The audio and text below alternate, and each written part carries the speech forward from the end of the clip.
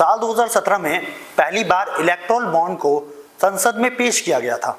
उस समय वित्त मंत्री अरुण जेटली ने यह कहा था कि इससे कहीं ना कहीं राजनीतिक दलों को जो फंडिंग आती है उसमें पारदर्शिता जरूर आएगी।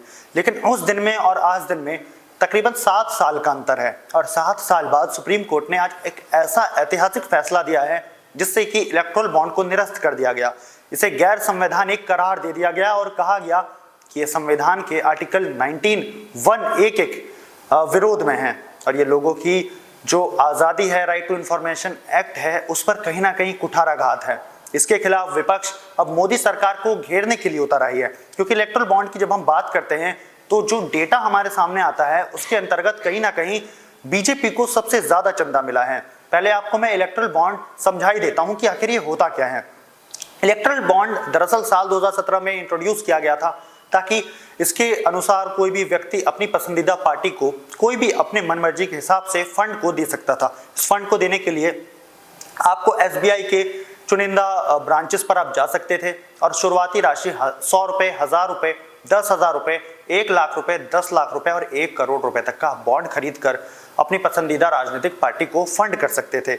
लेकिन इसमें एक बड़ी जबरदस्त चीज ये थी कि जब आप इलेक्टोरल बॉन्ड का यूज करते थे तो किस राजनीतिक पार्टी को आपने पैसा दिया ये राजनीतिक पार्टी के अलावा किसी और को पता नहीं होगा। यानी कि इलेक्शन कमीशन भी अगर चाहे तो ये चीज पार्टी से नहीं पूछ सकेगी। लेकिन अभी जो ये फैसला आया है इसके बाद जितनी भी राजनीतिक पार्टियां हैं उन सभी को इलेक्टोरल बॉन्ड की अपनी सारी की सारी जानकारी को साझा करना पड़ेगा, पब्लिक करना पड़ेगा। ये पहले सुप्रीम कोर्ट के पास भी डॉक्यूमेंट जाएंगे, उसके बाद इलेक्शन कमीशन ऑफ इंडिया के पास भी डॉक्यूमेंट जाएंगे और election commission of India in documents को, इन सभी फिगर्स को अपनी वेबसाइट पर सबमिट करेगी, जिससे कि सभी ये जो है आप जन में देख सकते हैं इन सभी चीज़ों को। एक मैं आपके साथ डेटा शेयर करना चाहूँगा कि किस वर्ष में किस पार्टी को कितना पैसा मिला या फिर कितना उनको इलेक्टोरल बॉन्ड के माध्यम से फंडिंग मिली। इसमें सबसे पहला जो नाम आता है भाजपा का। साल 2018 और 19 की बात करें तो भाजपा की सरकार को 1450 करोड़ रुपए की फंडिंग हुई। दूसरे नंबर पे थी तृणमूल कांग्रेस टीएमसी, जिनको 97.28 करोड़ की फंडिंग हुई थी। तीसरे नंबर पे इस साल रहा था कांग्रेस। वैसे तो ये दूसरे नंबर पे रहना चाहिए था क्योंकि इनको इस साल फंडिंग हुई थी 383 करोड़ रुपए की। इसी साल जब हम साल दर साल देखते हैं, बात करते हैं तो कहीं ना कहीं साफ तौर पर यह देखा जा सकता है कि बीजेपी की पार्टी को इलेक्टोरल बॉन्ड के माध्यम से बहुत ज्यादा फायदा होता हुआ दिखा, बहुत ज्यादा उनको फंडिंग मिलती हुई हमें इस फिगर के माध्यम से, आपकी स्क्रीन पर जो फिगर है उस फिगर के माध्यम से दिखाई देता है। अब इसको लेकर सरकार को हर एक जो विपक्षी नेता है वो घेरने की कोशिश कर रहा है। ऐसे में राहुल गांधी कैसे पीछे रह सकते हैं। राहुल गांधी का एक ट्वीट वायरल हो रहा है जो इस समय आप अपनी स्क्रीन पर देख सकते हैं। इसमें वो कहते हैं कि नरेंद्र मोदी की भ्रष्ट नीतियों का एक और सबूत आपके सामने है। भाजपा ने इलेक्टोरल बॉन्ड को रिश्वत और कमीशन लेने का माध्यम बना दिया था। आज इस बात पर मुहर लग गई है। यही नहीं, राजस्थान के पूर्व मुख्यमंत्री अशोक गहलोत ने क्या कहा वो भी सुनिए। मैंने कहा कि जो बॉन्ड निकले, बॉन्ड, ये बहुत बड़ा स्कैंडल है देश का।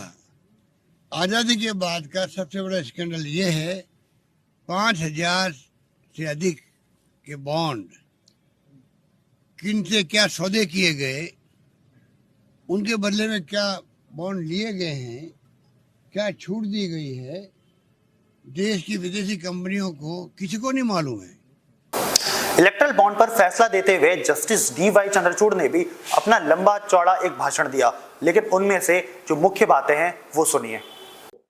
The anonymity of the contributor is intrinsic to the electoral bond scheme. The electoral bond scheme is not distinguishable from other modes of contributions through banking channels such as checks, transfer through the electronic clearing system, or direct debit if the anonymity component of the scheme is struck down.